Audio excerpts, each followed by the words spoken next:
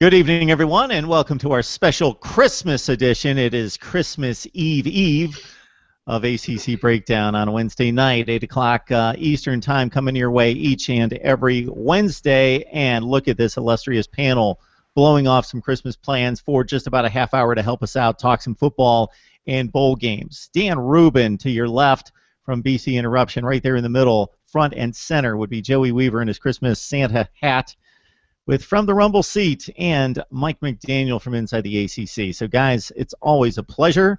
And before we talk nuts and bolts football, let's share some Christmas memories. So, Dan, we'll start with you since you're so entrenched in the holiday.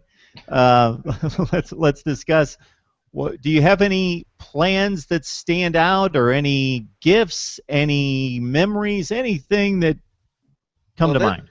This being my second Christmas, well, technically my second Christmas in my house, because I got married last year to my amazing wife, who I know is in the other room listening to me, so I will say nothing but wonderful things about her.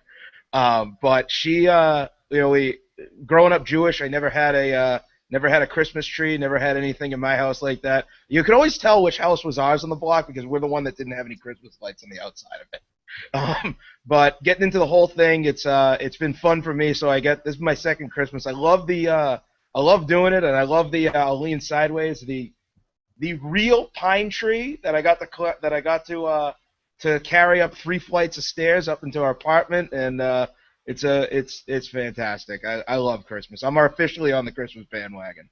When Dan told us before we hit the record button that this was just his second Christmas tree, I thought, oh, second live Christmas tree. And then he said, no, second Christmas tree. And then it took me about 5 seconds to go, ding, duh. Dan, so on your Christmas list would be a defensive coordinator because you lost yours to Michigan. Can you fill us in? Well, that's the nightmare scenario. He said, as long as the defense stayed the same, we could get the offense going. Well, the fun part is that we asked for a quarterback for Christmas and got one. Kentucky's Patrick Tolza came up and transferred to Boston College, and then within 24 hours, all the goodwill and all the happiness roaming around BC are like, wow, we got a quarterback. We're going to be doing a pro-style offense. We're going to throw the ball, and our defensive coordinator's gone. Don Brown left for Michigan. We have a few names that are out there, a few names that we've heard, including Chuck Heater, who's at Marshall, I think. Chuck Heater was the defensive coordinator at Temple under Steve Adazio, and they coached on the same staff under Urban Meyer. We've heard a couple guys internally, like Ben Albert, Kevin Lempa, 2 guys who might be good fills from inside the program. But then you get a couple of wacko names that always get thrown out there. Al Golden's been a name that we've heard tossed around, but I don't really know how serious that is, if at all. I mean, people talk, but that's not happening. And my personal favorite, besides the Frank Spaziani rumor of bringing back Spaz as our defensive coordinator, which someone actually threw out there as an idea, that's a no-no, was my man Randy Edsall. Can we get an Edsall? The fighting Edsall's on our defense. I don't think that's going to happen. I really think it's probably going to be a guy like Chuck Heater or an internal candidate, but nothing yet, and hopefully soon, because already lost a couple of commits. One of them's going to Michigan. Well, one of them was recruited by both BC and Michigan. He's going to Michigan out of Shepherd Hill High School out here in Massachusetts. You've lost a couple of guys who had committed that were recruited by Don Brown. We got our quarterback, and now we're looking for a defensive coordinator and some recruiting help on the defensive side. So the prospects at, defensive coordinator, Edsall, which I think of clunker when I think of Edsall, of course, going back to the 50s on the auto line. And then you have, Spaziani. But that's not going to happen. But no, but it's fun to speculate. But the guy, the other guy that I think gets thrown in there is and I don't remember his name. It's the guy who just got canned at North Texas, or the former North Texas head coach. I just don't remember his name. I want to say McCartney or McCarty or something like that. Dan McCarney. Yeah, I believe. He's the other name that's been thrown out there. That one actually I would take seriously. Coached with Adazio at Florida, and their paths have crossed. So I think if it's not an internal candidate, the names that are most likely to be taken seriously are going to be Chuck Heater and whose name I still can't remember. All right, Dan, that's enough out of you in Boston Okay. College. You didn't even make But we postseason. still play. have the You didn't even win a 80s. We game in live the for the ACC. 80s. That's ancient history. Didn't even win a game in the ACC. Didn't make it to bowl play. We're talking bowl play here. So I don't know necessarily that this was the most professional and best segue because I'm going to a Georgia Tech guy in Joey Weaver, also falling from the heights of an Orange Bowl to non-postseason play when 82 teams make it to postseason play. But Joey, what do you have to be thankful for Christmas? It wasn't the play in football this year, that's for sure.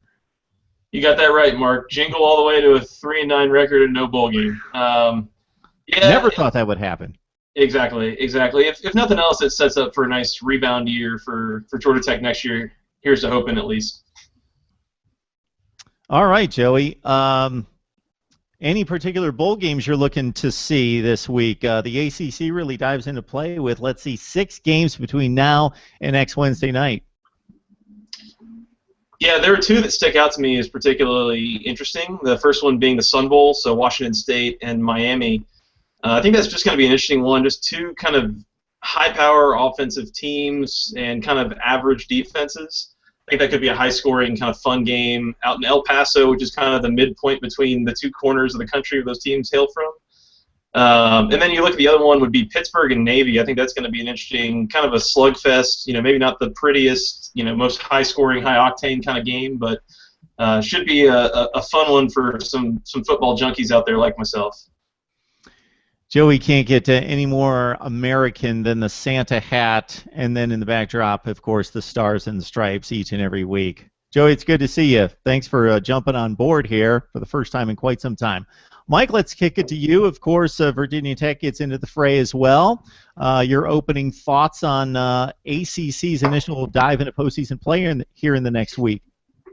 Yeah, well, Merry Christmas to all of our listeners, and Happy Festivus to all of our Seinfeld fans. I know it's a big day today for all of us looking back on that historic holiday in television history.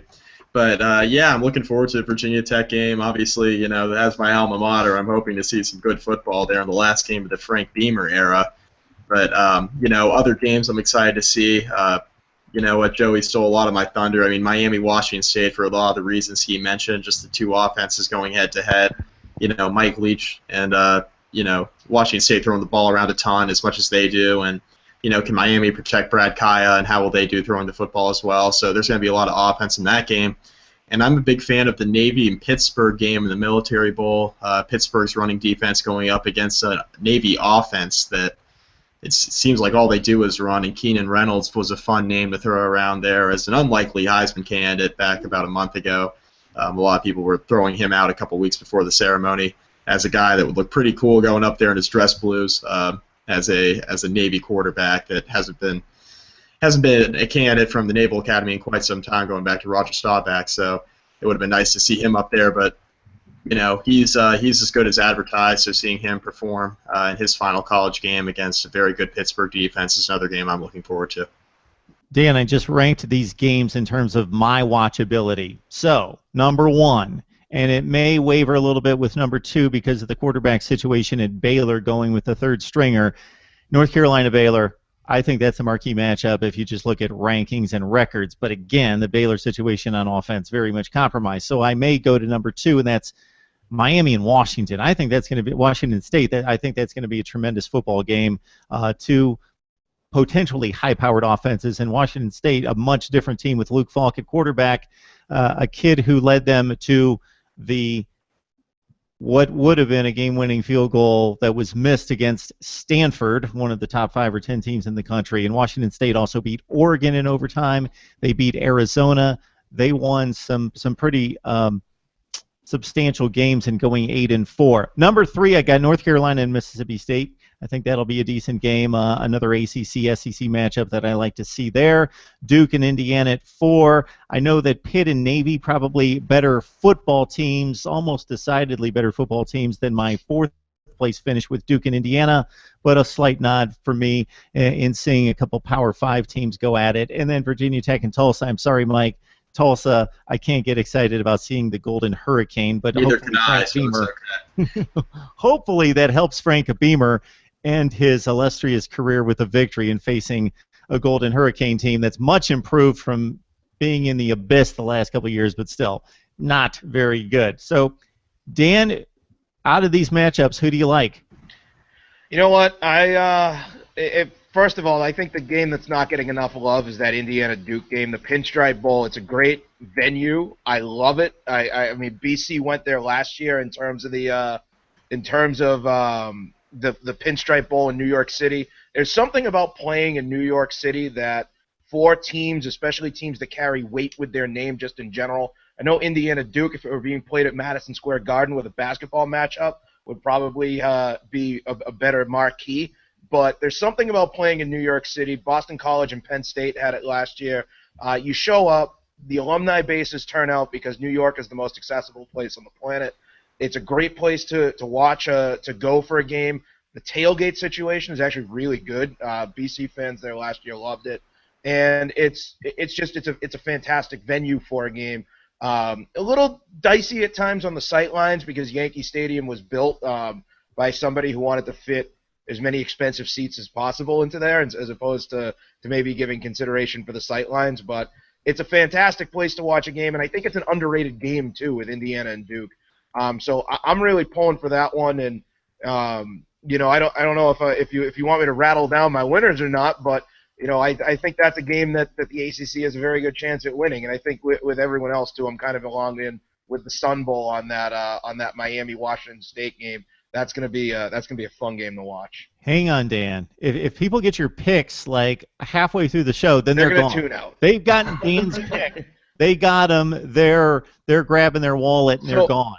Then I'm you don't going, hang on to them after that. I'm going with with that whole you get that if you watch ESPN Game Day, you get that random David Green pick at 11 o'clock in the morning on a random game.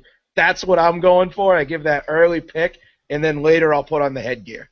Yeah, David Pollock comes out at 9:30 and picks some obscure game nobody's going to be watching anyway. He's like, yeah, you know what? I like Bowling Green to win that one. It's like, okay. Oh, man. I've been having this argument and discussion with a number of people over the last week, Dan, so I'll throw it out to you and then go through the panel. Do these games matter, and how much do they matter? And out of these teams playing in the ACC over the next week, who does it really matter to? Well, I can tell you as a team that's not going to a bowl game that it does matter. I think the concept of not going to a bowl game matters more than even the concept of going to a bowl game. When there's so many bowls and you play in a power conference and you have 9 or 10 slots and Notre Dame factoring in, getting into a bowl game should be, with some creative scheduling, easy. I mean, you should be able to run your non-conference games for the most part. You should be able to even go 3-5 in your league or win 3 or 4 games and get into a bowl game, even if it is in Shreveport, Louisiana, where Boston College went a couple of years ago. Virginia Tech is there this year. It's not a marquee matchup. It's not a marquee place, but you're in a bowl game. And I think getting into the game matters more than not getting into the game, or the other way around, I should say. Because when you're not in a bowl game and you fail to qualify for a bowl game, especially in a power conference, you're one of maybe 3 or 4 teams that don't go.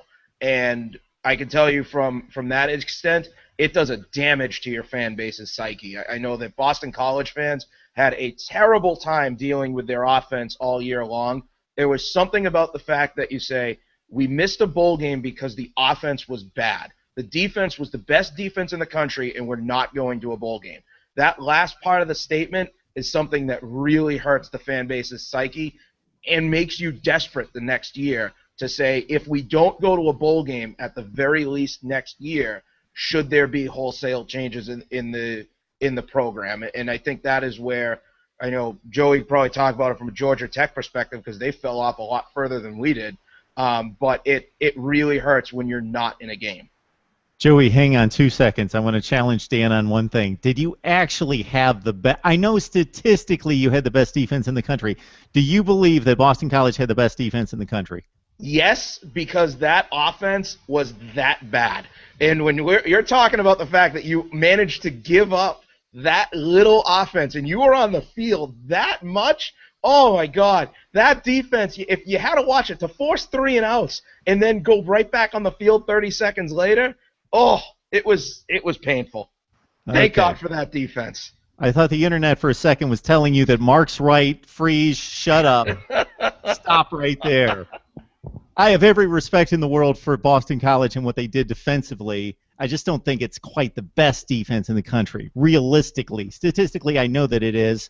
If I'm going to play a game tomorrow and I have to bring the best team, like my mortgage is on the line, I bring Alabama or Ohio State on defense.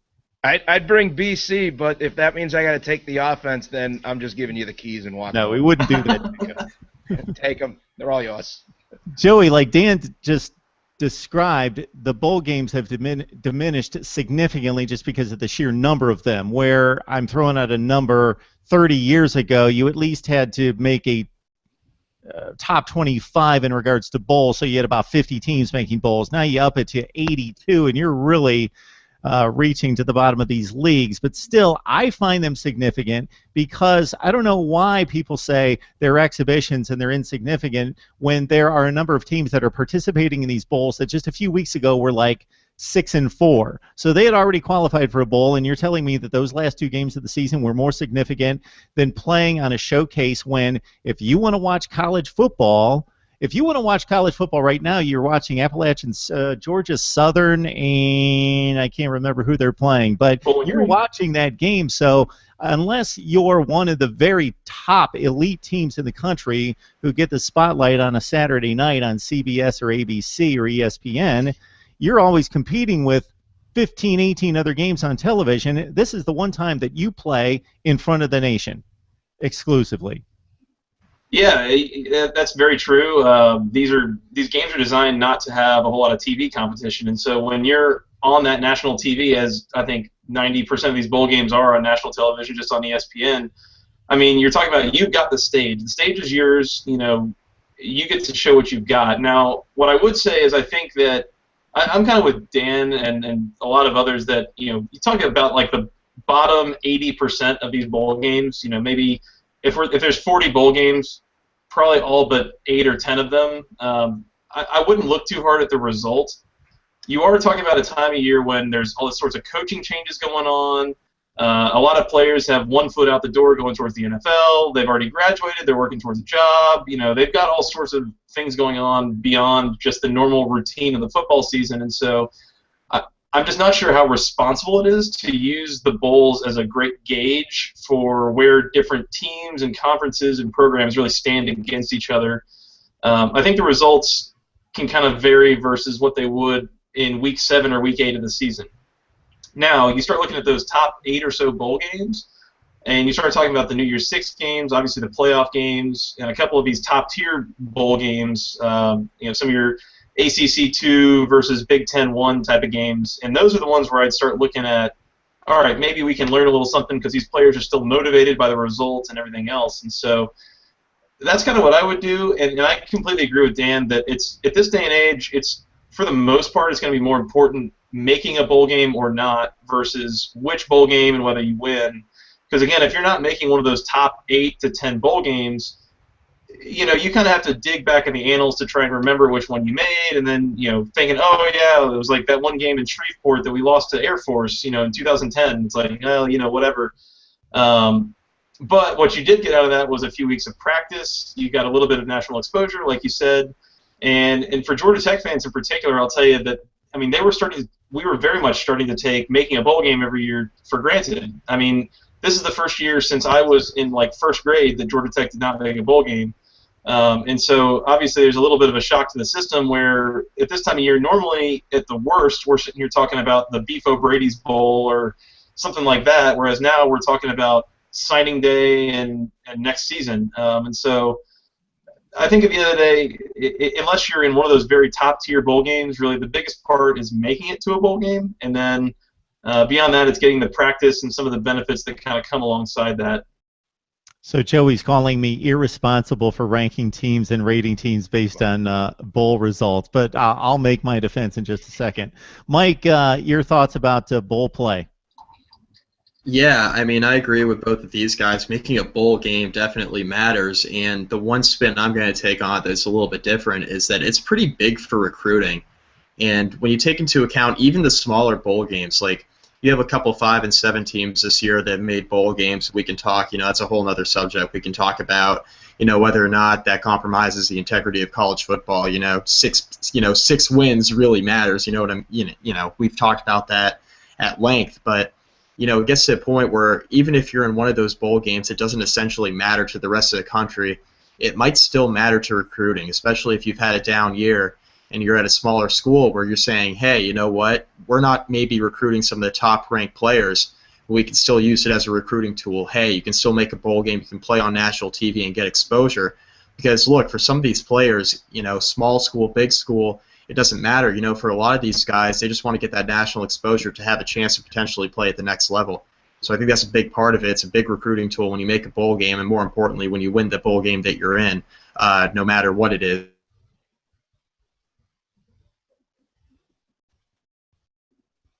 Hopefully, A Mike's certain still with degree us. for the school that's in the game. So I think bowl games definitely matter, and I think recruiting's a big part of it. So going back to what Joey said, I have no doubt that we'll take Georgia Tech, for example, that the Georgia Tech fan base much more remembers those ACC games and some key non-conference games over this Independence Bowl in Shreveport 5 years ago. I get that. But as somebody who's neutral on Georgia Tech, what I remember is even the Georgia games, and I know that they mean everything, the Clemson, the Georgia games for the Georgia Tech fan base. I'm probably watching some other game. Unless Georgia Tech and Georgia are really good and they're both in the top 10 or something like that, I'm probably watching another game. But I watched the Georgia Tech bowl games. I remember them playing on the blue turf against a Fresno State in a bowl game. I remember Georgia Tech playing USC in a bowl game at the Sun Bowl a few years ago against Matt Barkley and company. I remember Georgia Tech bowl games because I'm neutral and I'm trying to keep track of everyone. So I don't remember those other games because I can only watch one game at a time, and that's my one perspective. And I know, Joey, you extended on that in regards to the showcase and the national stage for those people that are watching college football. They have to watch that game. In regards to comparing teams and conferences, it's kind of all we have, because I'll make this claim that I do feel Joey made a great point in regards to the first 8 to 10 games being more significant and then being less significant as you go down the ladder. I don't think anybody's going to go crazy on a particular conference if the 2 or 3 worst teams in that conference that made it to postseason play lose. Like the Big Ten, if Penn State and who in the world made a bowl game, Indiana, and some of those teams lose their games, but the top half of the conference wins or at least is respectable, nobody's going to say, well, the Big Ten's horrible. Indiana lost to Duke. I think there's a weighted significance as you go down the rung. But in non-conference play over the first 3 or 4 weeks of the season, we see some really good non-conference matchups, but of course they're scheduled years in advance. So let's see. Clemson played Notre Dame. That was a really good game. But most of the games, cross-sectional games, are really good matchups and name brands. One that comes to mind is Alabama and Wisconsin. That was the one Big Ten SEC game. So this fits my case here. Alabama turns out to be possibly the best team in the country. They're certainly the best team in the SEC. Well, they beat up Wisconsin in the second half, but how significant is that win in comparing the SEC and the Big Ten? Well, Wisconsin turned out to be the 6th seed in the Big Ten. So that was a non-conference game that's really attractive, gained a lot of attention, a lot of people watched it, but it turned out to be a 1 seed versus a 6 seed. These are like-seeded teams playing each other, and there's a quantity of games that we can at least start to make a measurement. I'm not going to blow it out of proportion and say we're going to hang everything on bowl performance, but I think since we do have like-seeded teams playing, that we can at least gain something from it. Mark, one thing that I can jump in and tag team on that with is that there is the element of playing teams that you've never seen before, which I think is an appeal for a lot of when you only get a limited non-conference schedule. It's great when you get to play other conference teams. I know playing Penn State, playing Arizona for Boston College was a very big deal over the last couple of years. I think the other side of it is the diversity of the games is a positive. Now, obviously, I look at it and I say, well, you got to get into a bowl game if you're a power conference team. If you don't, then there's just more slots available. But I think when the Bulls, and I think kind of a way that they can probably fix it, is the fact that they need to diversify where these teams wind up. And I know that there's different payouts and there's different slotting with the tiers, and you have to finish in a certain spot to go to a particular game.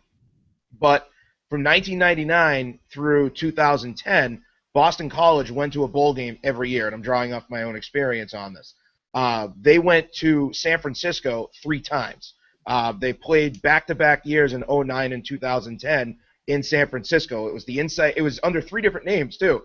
I remember they got waxed by Colorado in the Insight.com Bowl back in '99. They played USC in what was the Emerald Fight, the Kraft Fight Hunger Bowl, and then there was the Emerald Diamond Walnut game, or I think they played USC under the Emerald Bowl, and then they lost to Nevada under the Kraft Fight Hunger Bowl. That was Pete Carroll's last game. Yep, that was Pete Carroll's last game. Because I remember the fact that bowl games. I can go crazy on bowl games and recite scores and tell you who played in the Emerald Bowl, and that had something to do with the fact that he ruined my New England Patriots in the post-Bill Parcells era. But that's another discussion for another time. He also handed you a Super Bowl championship. Fact. But you look at the bowl games, and actually they've been to the San Francisco Bowl 4 times because they actually went and played Colorado State in 2003 there. I have the list in front of me.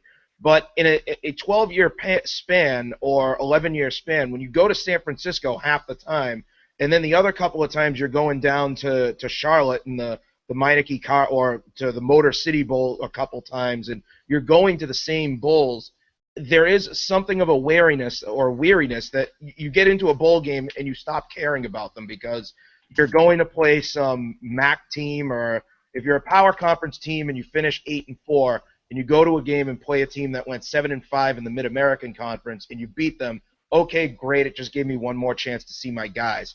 I think there needs to be a fix of some sort that says we diversify the locations for these teams and use it as a single pool. Because I know when Boston College went to that Pinstripe Bowl last year, that was awesome. I mean, it was close. It served the Northeast. There were 2 great fan bases with Penn State, who started the year not even going to a bowl game. So they were just thrilled to be there. We were thrilled to finally be in a bowl game where the location suited Boston College, which has been a problem throughout the years.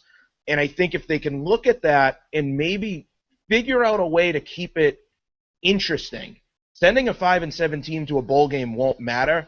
It's when you're going to the same locations over and over and over. I know if Virginia Tech goes to that Shreveport Independence Bowl 4 times in 8 years, people from Virginia Tech aren't going to want to go there anymore. That's a great point. And I can't really. I think the ACC's done a decent job of switching up locales and seating and different contracts with different bowls.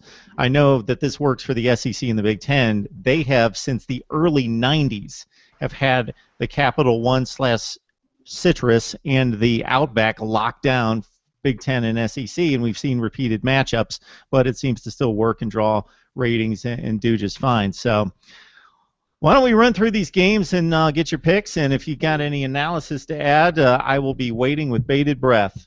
Sun Bowl, Joey, we got Washington State and Miami. Washington State throws it all over the place, but what has distinguished this Mike Leach team is they actually played some decent defense, ran the ball. I know their leading rusher averages like 6 yards a carry. Luke Falk throws it 600 times a season. They're a pretty talented team, and I talked about some of their more impressive outings against really good competition early in the season, so this should be a test for what is most likely a more talented Miami roster. Yeah, for multiple years now, I mean, Washington State has been a pretty outstanding offense, and this is, I think, their first bowl game in a while, or certainly their best bowl game in a while, and the real difference for them is that their defense went from being abysmal to below average, or dare I say average. And so that's really the big difference. They're going to get their points. They're going to throw the ball all over the yard. Really electric offense. I'm really more interested to see what we get from Miami out of this. They're in this really strange, turbulent spot. We talk about these coaching changes. Miami fired their coach like a month and a half ago, but they played fairly well under the interim, but they've already got like a new staff, like 75% of the way assembled down there under Mark Richt, and what you're going to get from them out of the bowl game, I'm not really entirely sure. I think for stability's sake, I would take Washington State here. and really even just kind of straight up, I like Washington State's ability to move the ball and get a couple of stops against a Miami offense that is really good in general, but can sputter out at times. So I'm going to take Washington State here to win this game, but I think it's an electric, high-scoring, fun game to watch for sure. And Joey, this is where you need me. Washington State actually made the Gildan, New Mexico Bowl 2 years ago against Colorado State. This is where I don't need the internet. But other than that, yes, had not reached a bowl game other than that one appearance at like 6 and 7 after the loss, that going back to the 2003 Rose Bowl. So it's been a long time for Washington State. I don't remember who was on the panel the week after the 58-0 debacle against Clemson and the Al Golden departure, but we would all have to credit Miami because we all saw them just going off the rails and losing like 5 or 6 consecutive games and winning like 4 or 5, and they righted the ship. They were helped out by the refs at Duke, of course, but they finished at 8-4. So, Mike, your thoughts about Miami and Washington State playing in El Paso? Yeah, a lot of the same. My biggest thing is that Miami has had trouble protecting Brad Kaya at points this year. With Washington State, the way that Luke Falk throws the football and how quickly he gets the ball out, I don't think it's really going to be much of an issue as far as Miami's defense getting the pressure on him. I mean, I think Washington State's offensive line is adequate enough. They can get the job done. And with Miami, I'm not so sure. With that being said, I mean, there's going to be a ton of points scored in this game. I mean, Miami's offense, like Joey just said, I mean, they are still very, very good. I don't want to take anything away from them in saying that, they've really turned the season around after that 58-0 debacle. Larry Scott, I think, deserves a head coaching job somewhere, some point in time, with the way that he's kind of righted the ship there for the Hurricanes. But with that being said, I just think Washington State's going to have too much offense in this game. And with the current over-under at 62.5, I think I'm pretty comfortable taking the over in this one. I think both teams could get well into the 30s, and I wouldn't be surprised to see Miami or Washington State score 40 points. But I'm going to take the Cougars in this one. I just think that they'll get one more stop than Miami will down the stretch. And for any potential dating candidates that might be watching this show for me, I need to stop reciting bowl scores from like 5 years ago, or I'm just driving everybody away. Okay, Dan, we got Miami and Washington State.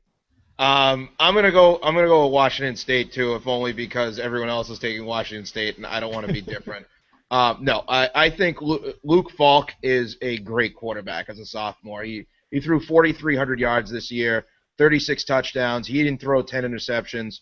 I go back to that Oregon game when they went up against Oregon earlier in the year on the road, and they forced overtime with like a last-second desperation pass on the money that Falk threw it. And I remember going, God, what year is this kid? And I looked it up, and he was only a sophomore. So I really like Luke Falk, and I think he's going to be the difference. I think Brad Kaya is good, but I think if you go back over the course of the season, Kaya's stock this year has taken a little. We were mentioning him before the season alongside Deshaun Watson as possibly being the best in the league. Well, somebody was. Somebody.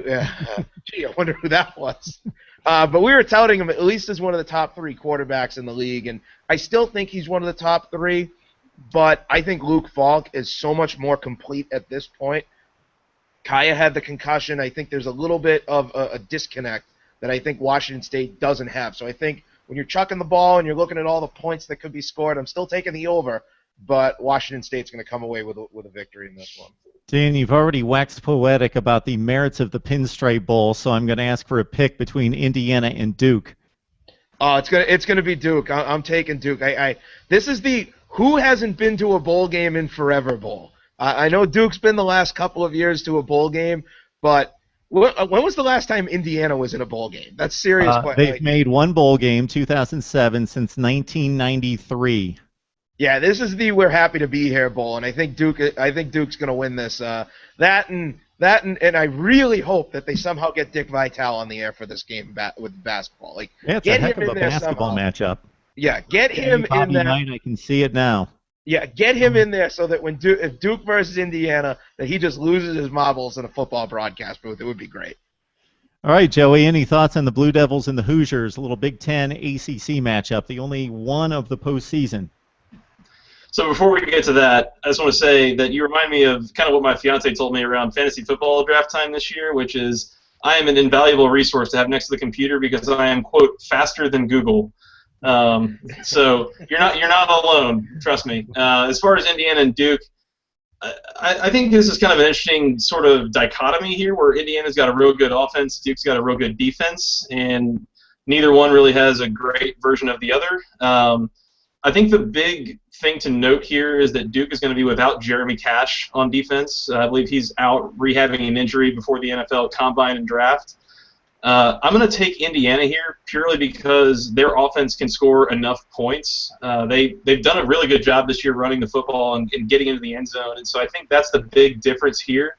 I don't expect a real barn burner of a game, but I think that they can score enough to outscore Duke in what has been a real anemic offense all year in general. I'm going to plug Mike McDaniel here inside the ACC. Go there and you will see bowl previews and predictions on every ACC game. So that's a must. And I have no selfish interest involved there, even though I do take part in the videos, yes. All right, Mike, what do you think about Duke and Indiana? Yeah, thank you for that plug there. Selfish plug again. Oh yeah, I do bowl previews with my buddy Justin Cates, and Mark is, happens to do some videos with us as well. So no shame admitting that there. I'm going to take Indiana in this one, and I think a lot of it has to do with what Joey just said. I'm agreeing with a lot of what he's saying tonight, which I guess isn't too uncommon. But I think Indiana's offense, they run the football extremely well. Duke's without Jeremy Cash. He underwent wrist surgery about a week and a half ago. And he'll be rehabbing it once he's healthy enough. Indiana played a really tough schedule in conference this year. They took Ohio State to the wire. I understand that the Buckeyes definitely did not play their best game, but they took Ohio State to the wire. They played Michigan State close early. Michigan State pulled away late, ended up blowing the doors off them in the second half. But they took Iowa down to the wire as well. It was a 35-27 game there, and then they played Michigan within a touchdown. So although Indiana's 6-6, I mean, it's not crazy to think they could have easily been 8-4 or 9-3 this year. I know coulda, woulda, shoulda, but at the same time, with the schedule that they played versus the schedule that Duke played in conference, it's not really that comparable. And I really like Indiana's offense. Sudfeld throws the ball extremely well. They run the ball well, as we've mentioned, and they've played a tougher schedule. So I like Indiana to win this game. There's no shame in agreeing with the Santa hat. There's much wisdom that comes with the Santa hat, Mike. And it's also of note that Indiana was missing Sudfeld and their leading rusher, Jordan Howard, against Penn State, and that was probably their weakest offensive performance in the Big Ten. So they played the heavyweights very well, as you note. Mike, Virginia Tech and Tulsa in beautiful Shreveport, Louisiana. Oh God! I mean, I'm really hoping that Virginia Tech shows up for Frank Beamer's last game. His first bowl game was actually in Shreveport, so it's his entire career has kind of come full circle. But guys, Tulsa is just so terrible. They're just a really, really bad football team. They've eked out a couple close wins this year. We're able to get enough wins to get into a bowl game, but man, they are not a very good defense. They've lost half of their offensive staff to Texas, and that whole Charlie Strong incident, over last weekend that nobody really talked about, kind of flew under the radar a little bit. They had, they flew to Tulsa to get their whole offensive staff to come to Texas, and Charlie Strong is really, pulling at straws to get some sort of offensive staff together there for the Longhorns. But man, oh man, this is not going to be an easy task for Tulsa. I think this is a game that Virginia Tech, if they play to their capability, they can win by a couple touchdowns. I think Michael Brewer, senior quarterback, will have a big game, and I think Frank Beamer goes out on top. Joey, any thoughts on Frank Beamer's send-off against Tulsa? Yeah, I think this is very much a win-win for the Gipper kind of scenario. I think that Virginia Tech's going to get it done. Like Mike said, Tulsa, not a particularly good team, although what I'm seeing is that the spread on this game is something like 2 touchdowns, Virginia Tech being a 2-touchdown favorite. I really would not be surprised to see Tulsa cover that. Just knowing the makeup of Virginia Tech and what difficulties they've had at times on offense this year, I think Virginia Tech gets it done, but I think it might be a little closer than some people think. Yeah, that's a bit high for an offense that struggles most of the time, although I could see Virginia Tech, that's a tough spread to deal with. They certainly could win it, 27-10 or something like that and cover at some point. So, Dan, any thoughts about Frank Beamer and the Golden Hurricane?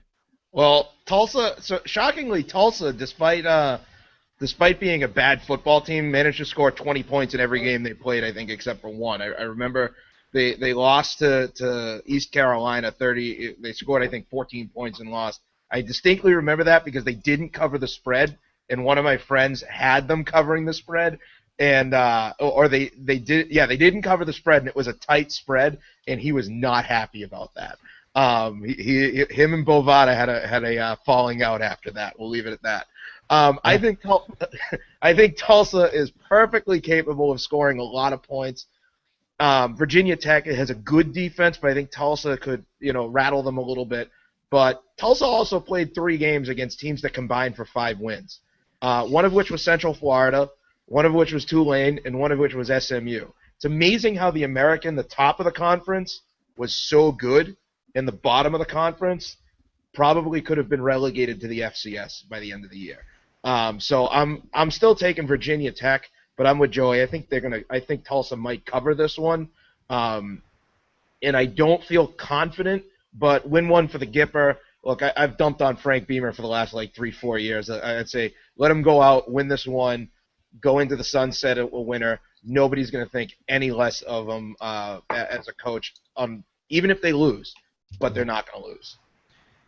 Hey, Dan, some Pitt Panther people were a bit slighted about the Military Bowl selection, so they have to go and play in another team's home stadium. It's not the most exotic or fine location to visit during the holidays, and going to Annapolis. Of course, the campus is beautiful, and of course the military slant to it brings a certain prestige that is uncommon to the other bowl games, but still Pitt dropping down in the bowl structure to take on Navy in the Military Bowl. Yeah, this is one of those times when the ACC bowl structure is really interesting in a sense that you fall into a tier of games and then you get slotted based off of the rules that they have, and it's something that can really take a team that doesn't particularly travel well and puts them in a less than desirable situation. A couple years ago, actually more, it's coming up on 10 years now, which makes me feel really old. Boston College, it was Matt Ryan in 2007. They were the number 2 team for most of the year. They lost the ACC championship game, and even though they won the Atlantic Division, they were sent to the Citrus Bowl in Orlando rather than what would have been the number 2 bowl. They were sent down based off of what they felt and the way that they had played and the way that the rules broke, and they got stuck playing a 7-4 Michigan State team. Michigan State was not as good that year, and BC barely won that game. They had to win it on a last-second field goal to win 24-21. This is a game that Pittsburgh doesn't want, and I think if they can't overcome that, which there is an element of that which they are going to struggle with, and they're going to be slow coming out of the gate because they're going to walk into this game and say, we don't want to be here. We're going to do our best. I mean, and that's not in the locker room. That's just the general atmosphere. At Navy, where Navy fans are very happy with their team this year, very excited to see Keenan Reynolds one last time. I love Keenan Reynolds, and I really like the Navy team this year. I think that one could go in favor of Navy because Pittsburgh did not get the bowl game that they wanted. The challenge is going to be overcoming that. I don't think they can, and that's why I'm going to pick Navy. Dan, actually, BC would have been in good shape had they played in the Citrus Bowl that year. That would have been like a week later against a much tougher team. That was the now defunct Champs Sports Bowl.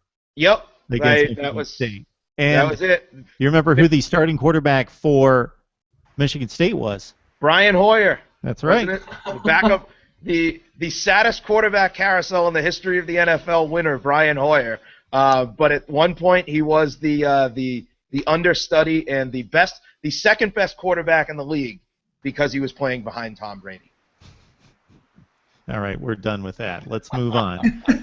I don't even know if Michigan State went 7-4 that year. Yeah, it was an uneven matchup, and that Boston College team was a top 10 team that lost the ACC championship game. So that's what happens. Perfect example right there from Dan. Joey, we got Pitt 8-4 against a Navy team that held up pretty well in the American Athletic Conference at 10-2. I'm starting to feel like an ACC trader. I start picking all these teams that are outside of the conference, but I'm actually going to go with Navy with this one. A little bit being a home game, a little bit being Keenan Reynolds' final game. And I start to wonder about Pittsburgh. I mean, they made it through a lot of the season undefeated, and then they finished 2-3 in their last 5 games, losses to good offenses in North Carolina, Notre Dame, and Miami.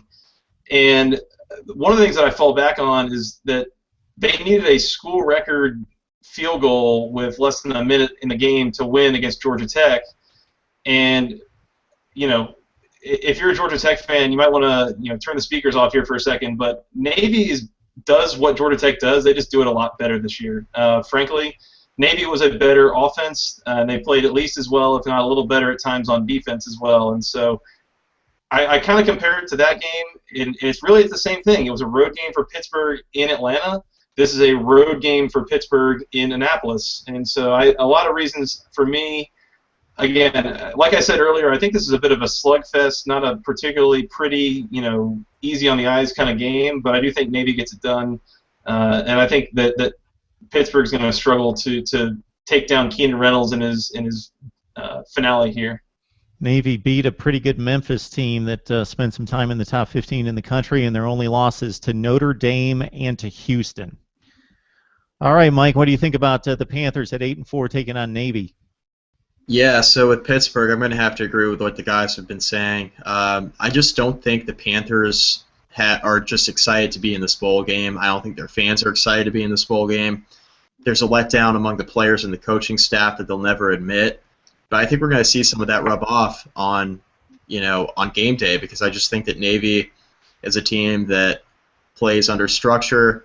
They're a team that's extremely well coached. Ken Niamatuolo is now staying at the Naval Academy. It's a huge boost to their morale, because if he had gone to BYU, who knows if he would even coach the bowl game.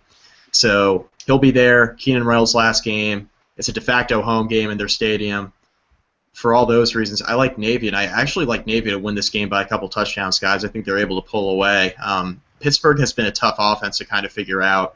Nate Peterman has played well at times this year, but if they've had trouble running the ball with Quadri Allison, they've had trouble moving the ball in the right direction and scoring. The passing game with Nate Peterman has only really been good when Allison's had a big game rushing. So, if Navy's able to stop the run, I mean, watch out. This one could actually get ugly late in the game, I think, and I like Navy to win. Interesting. All right, guys, I think we've got one of the better bowl matchups prior to New Year's Eve when you talk about North Carolina and Baylor. Baylor a bit crippled on offense, but we're talking about two legitimate top 10 to 15 teams in the country. North Carolina overachieved. Baylor, despite 9-3 and still ranked fairly high, a bit of a disappointment based on their expectations early. Mike, your thoughts about the Tar Heels and the Bears? Yeah, well, I mean, this is still going to be an exciting bowl game. I know Baylor's missing essentially their entire offense at this point, with leading receiver Corey Coleman out, Shock Linwood's out, Stidham's out. I mean, who's going to play quarterback? Probably Chris Johnson. We've seen a little bit of him this year. Baylor's offense was a bit underwhelming when he was in at the position, but, he's had some weeks to prepare for this bowl game. And I know that Baylor, ruling out all of their players as early as they have, I think they were all anticipating who they would have for the bowl game more than the media was. I think a lot of the coaching staff was aware of what the situation was going to be going into the bowl game, so they've had time to prepare. This is going to be a high-scoring game. I really like North Carolina to win this game now that Baylor's missing essentially the three key cogs to their offense. I think Baylor will still find a way to put up a lot of points, but Carolina played Clemson tough in the ACC championship game. Marquise Williams is playing the best I've ever seen him play. And I think North Carolina has some good momentum despite losing in the ACC championship game. They do have some good momentum going into the bowl game. And I like them to win. I just think that Larry Fedora has done a great job with that team this year. And I think due to all the injuries for Baylor, I think North Carolina's a better team, and it'll show. But it'll definitely be a high-scoring game. It's still very much one of the more anticipated bowl games of this entire bowl season. Joey, we typically don't go to the Russell Athletic Bowl for one of the better bowl matchups, but this is a really good contract, I think, signed between the Big 12 and the ACC, and should be for years to come, because it's not that far down the pecking order, North Carolina and Baylor. Yeah, it sure is. And I think that if you've got a non-college football fan in your life that you're trying to get engaged into college football a little bit, this is a good game to show them. There's going to be a lot of fireworks, I think. A couple of very up-tempo offenses. They'll score plenty of points.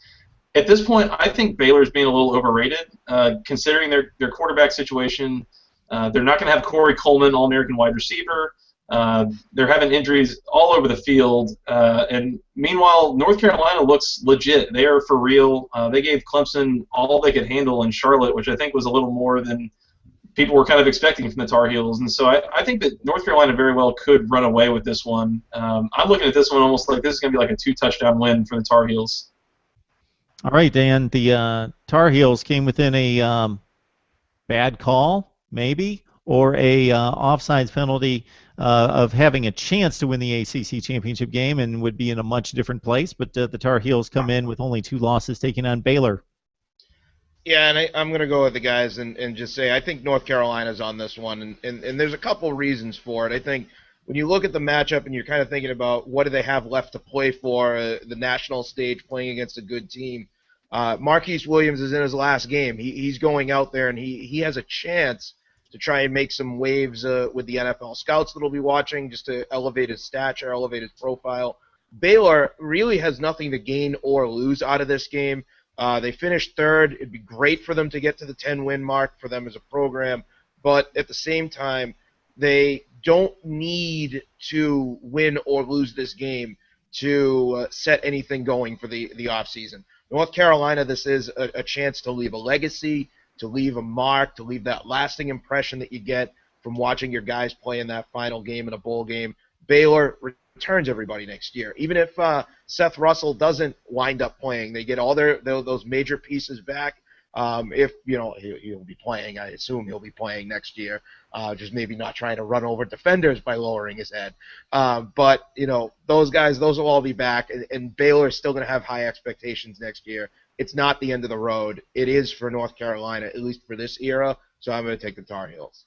Dan, we've got an ACC-SEC game where we basically have 2 programs that over the last 20, 25 years have been stuck in that 7-5, 8-4 range. I know North Carolina State was really bad a couple years ago for a year or 2, but basically they have been 7 and 8 win programs going to lesser tier bowl games for a long, long time.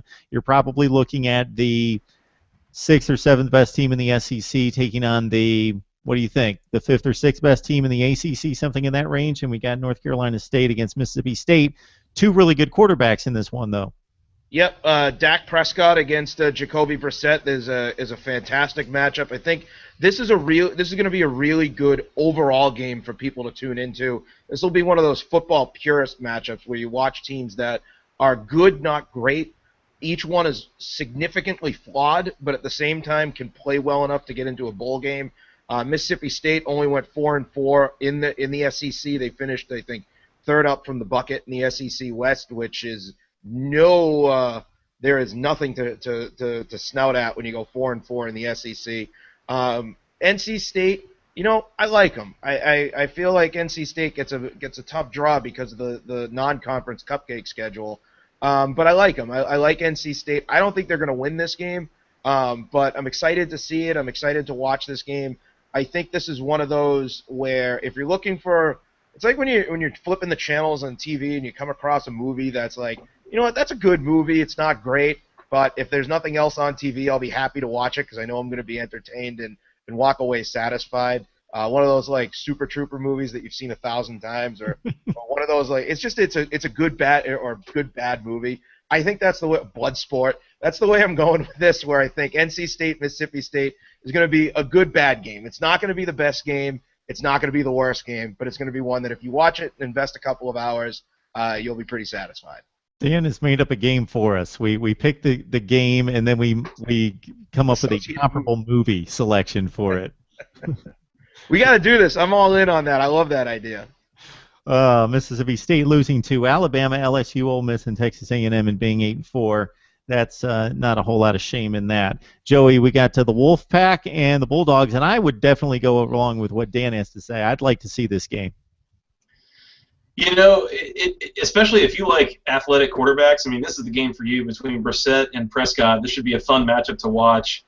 I look at NC State, and I think that they were squarely the bar in the ACC. They were not raising the bar. They were not lowering the bar. They lost games to Florida State, Clemson, and North Carolina, and someone else I can't remember. But They didn't beat anybody they weren't supposed to. Yes, Virginia Tech.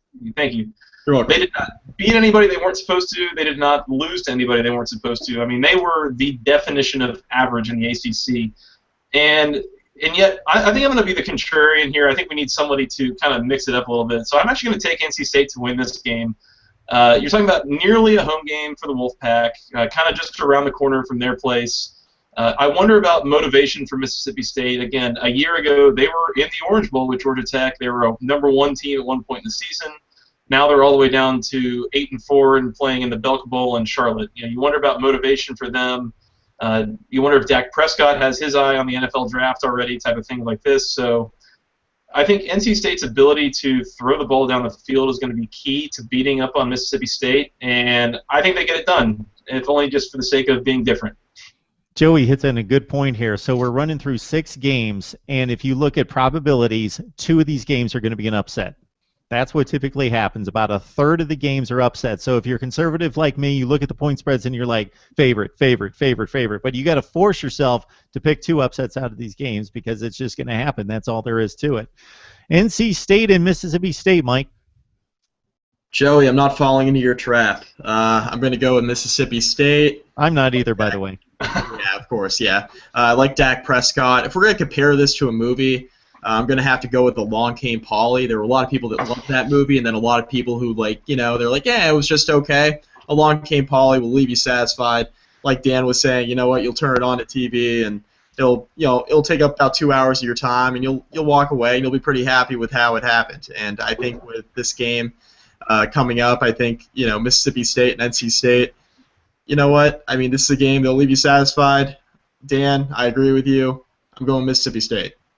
Okay, the first week I take off, you guys can play the movie game because unless we're going to play classic TV, I can do that. I'm all over the classic TV, but the movies, man, I'm moderating, and you guys go to it because, man, my movie knowledge is a little thin. Consider it like Barney Miller then. We'll go with Barney Miller. It's fun. It'll leave you satisfied, but it's not making your top 5 list of greatest shows of all time. All right, Dan hit my sweet spot right there. I can relate to that. Barney Miller was a good play by you. Well done. My coffee pot is just like Jack Sue's in that show, so we'll go with that. And Abe Vigoda's kicking around somewhere. I love that show. All right, that's good stuff. So we knocked out 6 bowl games, gentlemen. Next week we got Clemson, Oklahoma. I think that one's somewhat important. Then we got Florida State, Houston, Louisville, Texas A&M. It should be interesting. For Dan Rubin from BC Interruption, Joey Weaver from the Rumble Seat, and also from inside the ACC, Mike McDaniel. Gentlemen, until we see you again, Merry Christmas, Happy Holidays, whatever your faith values or customs, whatever, let's cover it across the board because I want the best for all of you. I appreciate you guys contributing to the show. It's always a good time. So until next week. Thanks, Mark. Happy holidays. Happy Hanukkah, Dan.